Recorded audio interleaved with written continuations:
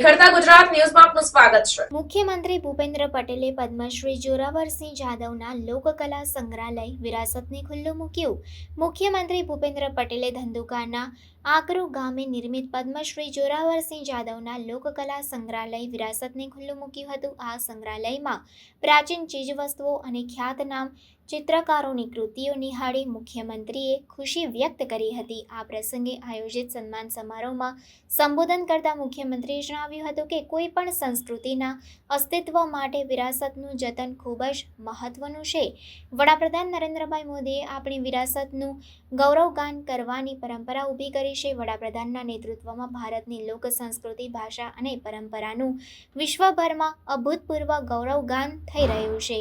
આપણી લોકકલા અને ગુજરાતનું ગૌરવ એવા ગરબા વિશ્વ ખ્યાતિ પામ્યા છે, જેનું શ્રેય વડાપ્રધાનને જાય છે, એમ તેમણે કહ્યું હતું।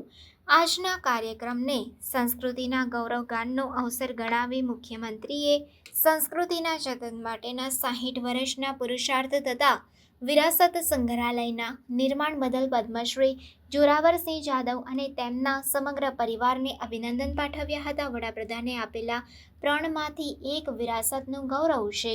આ સંગ્રહાલય લોક સંસ્કૃતિની ભવ્ય વિરાસતની જાળવણીમાં મહત્વનું યોગદાન આપવાની સાથે યુવા પેઢી માટે ચેતનાનું કેન્દ્ર બનશે તેવો વિશ્વાસ તેમણે વ્યક્ત કર્યો હતો।